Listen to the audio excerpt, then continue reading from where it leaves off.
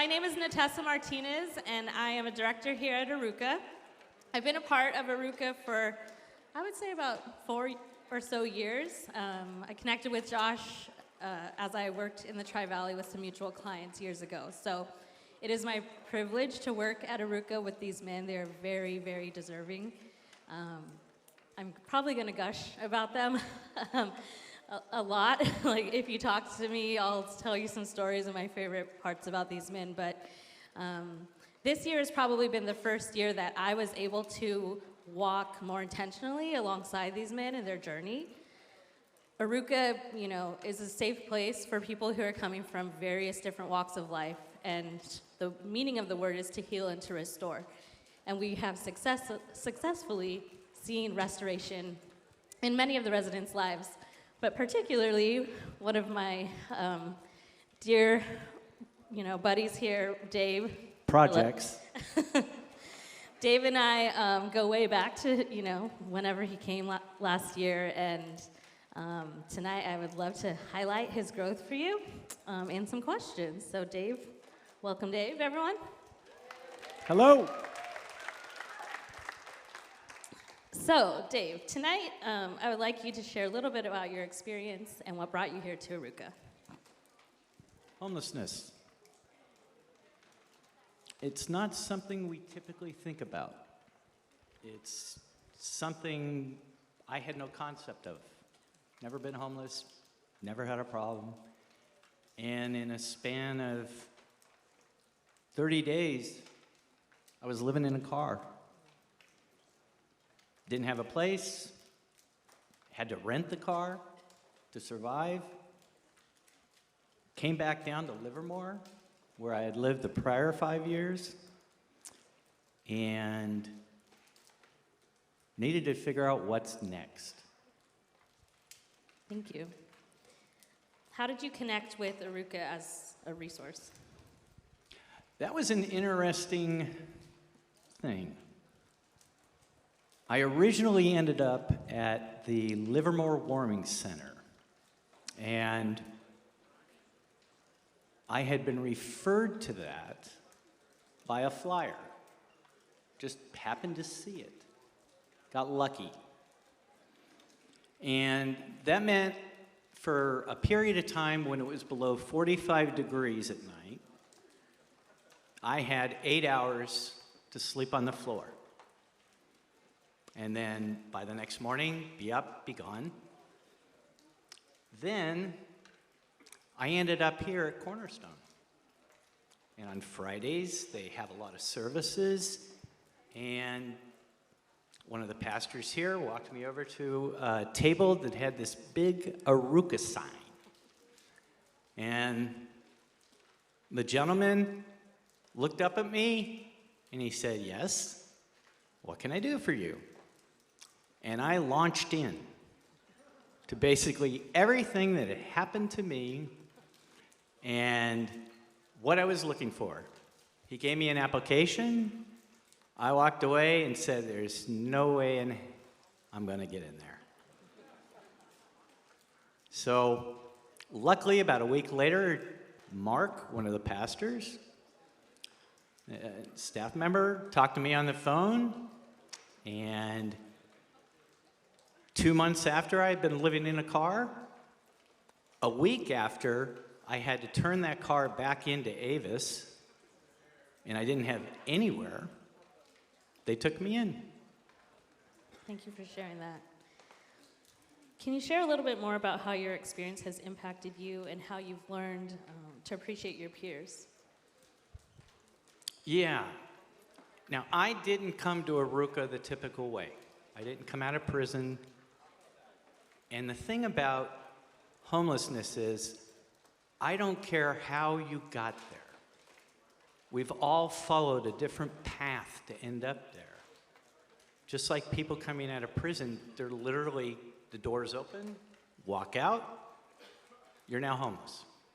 Unless you have somewhere to go right away. I was in the same boat. What was interesting was, since I had absolutely no concept of how homelessness impacts people, and my background is as an economist, And I, like most people, was a little apathetic. Didn't really think about it much. I mean, after all, we go to work, we get a place, we grow up, we get married, we get older. We never really worry about it. But when it happens to you, you have to understand it impacts every single decision you make in a day. Because you don't just have not a roof over your head, you may have no transportation.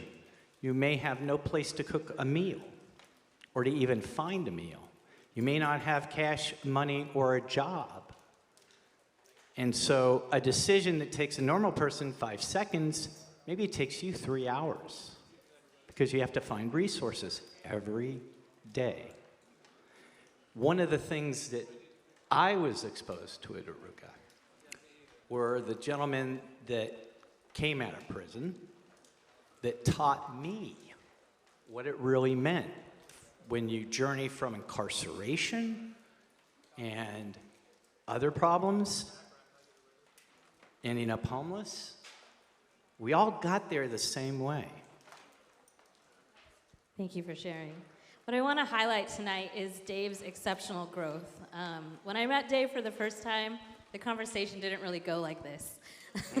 And I think when I met him the second time, and maybe the third time, the conversation also was a little bit escalated. Rightfully so, because Dave's experience, his lived experience, his trauma, his love, joy, pain, happiness, all of that was something that he was grappling with in a new way. So it is truly, truly a privilege to see the growth that has happened in Dave. But so with that, how have you grown even more in that way, and how have you been supported while at Aruka? You know, one of the things we do in the house is we're brought to God, we're brought to good people that give us, how do I put this, a safe place to hide for a while, okay? Because when you think about it, when you're someone who ends up homeless, you don't only deal with no place to live. You deal with friends that shun you, family that shuns you, people you've known your whole life don't really want to deal with that problem. And for myself, I have to admit, I was full of anger. I was full of resentment. I was ashamed. I had terrible embarrassment. And I wasn't even realizing how much that was affecting my life. It was affecting everything I was doing. And that happens to a lot of homeless people, is they're affected so much by their circumstances that they'll often hide. They often find somewhere safe to hide. And that's, in many ways, the way I looked at Aruka. Aruka was a safe place that I could come in and I could get my bearings and I could figure out, what am I doing next? What do I have to do? Also, the program, we have papers we write as we sort of go through a rekindling of our faith, our history, job, etc. And the one thing that really occurred for me was I had to get over myself, is the best way I can put it. And I used to go up to a park that's up the street, and I used to sit on the park bench, and it took me a few months to really begin to appreciate the situation I had found myself in. And I take responsibility for it wholeheartedly, okay? There were some circumstances that occurred, never planned for them, never anticipated them. And that's the way it occurs for most people. They never anticipate it. We don't anticipate homelessness. We don't anticipate changes in our life that are so drastic that we have to hide. But that's essentially what we do, because we know instinctively as people, whenever we're threatened, what do? We find a safe place to hide. That's just instinctual. And that's what Aruka offered me, was that ability to sit back and think and self-explore. And in the meantime, with my peers in the house, I self-explored with them. And I got to know them. And I got real perspective on this problem. And unfortunately, I was very apathetic and very not in my backyard, not in my life, not something I worry about. And then it happened. Thank you for sharing that. I think also right now, the ability to have peer support at Aruka is at a level that we've never had before, or at least in my experience here. So like Dave said, the peer refinement is something that I'm pretty proud of about us. So Dave, where is your life today and where are you headed? Well, I mentioned getting over myself in many ways. A lot of that was letting go of anger. And another thing that happened to me was I had grown up in the church as a kid, went to Young Life, which is one of the youth organizations, played basketball, the whole 9 yards. And then when my father died when I was 16 years old, my life pivoted, is the best way I can put it. Because I walked into school the following year, and I don't even think I'd grieved yet. And they said, David, you have to be a full-time college student by the end of today, or you'll lose your survivor's benefits from Social Security. That isn't something people are ready for when they're 17 years old. And unfortunately, I didn't really know what to do except to say, okay.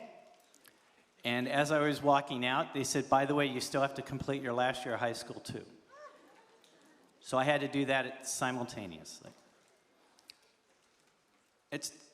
When I think back, it's almost the same shock that we go through.